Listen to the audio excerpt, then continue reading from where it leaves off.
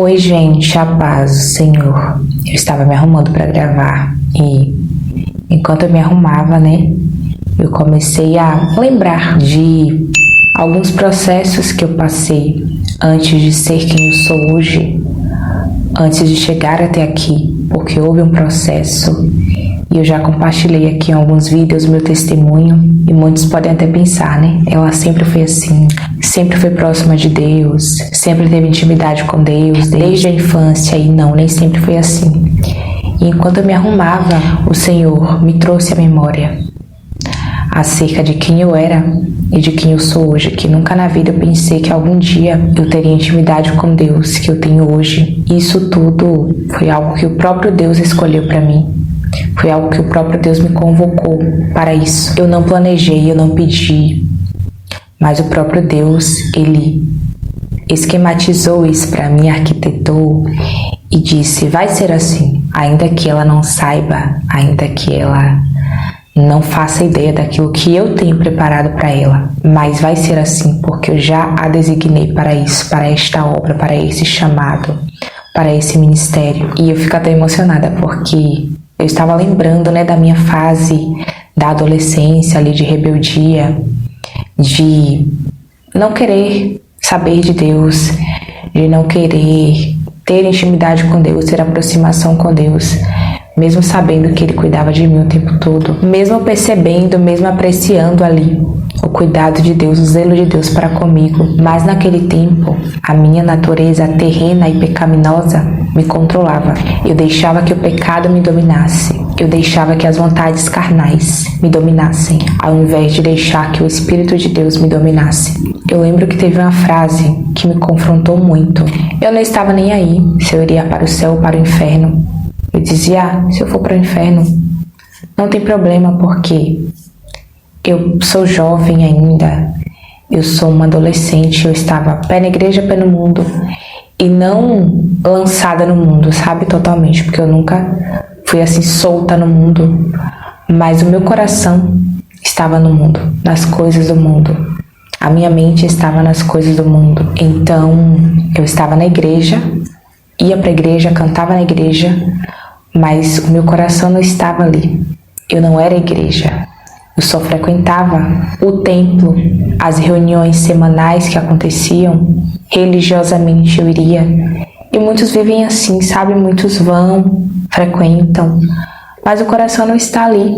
É como se fosse um shopping, você se habitua a frequentar. E você vai, assim como você vai para o trabalho, assim como você vai para a escola ou para a faculdade. Você vai porque é mais um lugar que faz parte ali da sua rotina, do seu convívio social. Você pode ter círculos ali, amizades, pessoas próximas de você. E você vai, mas o seu coração não está ali. Você não vai ali com a intenção de prestar um culto ao Senhor, de entregar algo para o Senhor, de ofertar algo ao Senhor. E eu era essa pessoa, eu vivia desse modo. Então, eu lembro de ter repetido isso várias vezes, mas Deus é tão misericordioso, e zeloso, que eu acredito que Ele nem levava a sério o que eu dizia. Uma pessoa dizer que não tem problema ir para o inferno é uma baita tolice. E eu era uma tola. E quando nós somos jovens, adolescentes, até mesmo crianças, hoje em dia, o negócio está um pouquinho mais sério do que na minha época.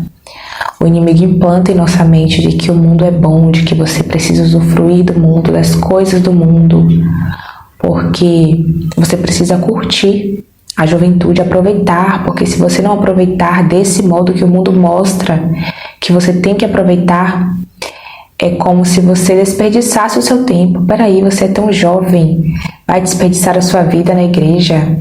E na verdade, você não está perdendo, você está ganhando. Quando você resolve entregar a sua vida para Deus logo cedo, não tem coisa melhor. Essa é a melhor decisão da sua vida, pode ter certeza disso. E eu não pensava dessa forma, Até então eu não era batizada ainda, tinha uma mente assim, totalmente voltada para as coisas do mundo, porque quando eu me batizei ali, quando eu tive um encontro real com Deus, que eu fui batizada com o Espírito Santo e que eu desci as águas, dali em diante tudo mudou. Eu realmente dei lugar para Deus entrar em minha vida e trabalhar do modo que ele queria. Mas uma frase em específico me confrontou muito. Aquela voz era a voz do Espírito Santo de Deus. Só que eu não sabia, porque eu ainda não tinha discernimento do que era a voz de Deus, de quando era Deus falando. Eu não era íntima de Deus. Eu me comunicava com Deus, mas eu não era íntima. Intimidade é diferente, né? Você pode se comunicar com qualquer pessoa, mas ter intimidade com alguém requer um pouco mais de tempo, de dedicação, requer uma conversa mais profunda. Uma frase me confrontou muito e era Deus falando comigo. E ele dizia assim: depois dessa vida existe uma eternidade, aonde você passará a sua eternidade. E eu fiquei ouvindo aquela frase por vários dias, meses. E aquela frase começou a me confrontar, sabe? E eu comecei a analisar como eu estava levando a minha vida. E eu comecei a pensar e entender que a eternidade é muito maior do que esse período que eu vou passar aqui. A eternidade é eterna. É muito tempo. A eternidade, ela vai durar para sempre, porque ela não tem fim. E ele ficou repetindo várias vezes para mim essa frase: depois dessa vida existe uma eternidade, aonde você passará a sua eternidade. E eu ouvia até como se fosse alguém cantando para mim: depois dessa vida existe uma eternidade, aonde você passará a sua eternidade. Era uma voz que soava assim, como se fosse um canto mesmo. Era uma frase cantada. E ele me perguntava. E eu comecei a pensar: nossa, uma eternidade é muito tempo. O que é que eu estou fazendo da minha vida? Parece que não faz sentido essas coisas aqui. Mesmo meu coração estando no mundo, nas coisas do mundo, eu ainda continuo triste. Tenho um buraco, tenho um vazio. Isso aqui é ilusão. Eu não quero isso aqui para minha vida. Eu não posso viver assim. E eu comecei a pensar. E eu fiquei meses refletindo sobre aquilo. E a partir dessa frase foi que Deus começou a fazer a obra em minha vida. Quando Ele começou a me perguntar acerca da eternidade, o que eu pensava daquilo e em qual lugar eu desejava passar a minha eternidade. E aí eu comecei a pensar assim: nossa, passar a eternidade queimando. Eu não quero isso para mim. Eu estou sendo uma tola. O que Deus tem projetado para mim não é isso. Ele me fez, Ele me criou, Ele me formou, Ele me separou. Ele me deu um chamado, Ele me deu uma voz. E até então eu não sabia, eu não entendia, na verdade, qual era o propósito de Deus em ter me dado essa voz. Mas eu comecei a ter a convicção de que havia um propósito. E eu não poderia abrir o balde de lixo e jogar dentro tudo aquilo que Deus me entregou para usar para a glória dEle. Os dons, os talentos. Porque um dia Ele vai querer conta. Ele vai me pedir, Ele vai me perguntar: o que você fez com aquilo que eu te dei? Como você utilizou? E aqui em Mateus 6,33 diz assim: mas buscai primeiro o seu reino e a sua justiça, e todas essas coisas vos serão acrescentadas. E eu fiquei pensando que às vezes nós vivemos tão focados nessas coisas e esquecemos de buscar o reino de Deus. Muitas pessoas vivem assim, focadas nas coisas daqui da terra e se esquecendo que depois dessa vida existe uma eternidade. E a eternidade é muito maior. Então você não pode ficar focado somente aqui nas coisas daqui. Não que você não deva ter foco aqui, deve ter foco aqui. Mas tem uma frase que eu li em um livro, assim, é uma frase que diz assim: você não pode estar tão envolvido com as coisas da terra a ponto de se tornar inútil no reino dos céus, no reino de Deus. E eu tomei um choque, porque é assim que a maioria de nós vivemos, muito focados aqui. Como se tirar um minuto do seu dia para se conectar com o Pai fosse prejudicar ali o seu dia de trabalho, o seu dia de estudo, como se fosse prejudicar o seu horário de trabalho. Sabe, fazer uma diferença assim nesse sentido de atrapalhar o seu trabalho, sendo que na verdade é exatamente o contrário. Esse tempo que você vai tirar para se conectar com Deus, antes de você fazer qualquer coisa, fará uma grande diferença positiva no seu dia. Por isso que eu apliquei uma regra aqui em minha vida. Eu não saio do quarto nem um dia sem antes falar com Deus, sem antes me conectar com Deus, nem que seja uma frase, mas eu tenho que falar com Ele antes de sair do quarto para fazer qualquer outra coisa. Deus tem que ser a minha prioridade. Hoje mesmo eu levantei, já saí correndo, já fui pegando a toalha para tomar banho, para fazer as coisas, para trabalhar. Mas quando eu lembrei, eu falei, opa, voltando para o quarto, eu primeiro vou falar com o meu Deus, porque eu estou aqui por causa dele. Eu levantei, eu abri os meus olhos no dia de hoje. Estou enxergando, estou respirando, estou com todos os meus órgãos funcionando perfeitamente por causa do Senhor. Voltei para o quarto, peguei a Bíblia, ajoelhei e eu disse primeiro a Deus.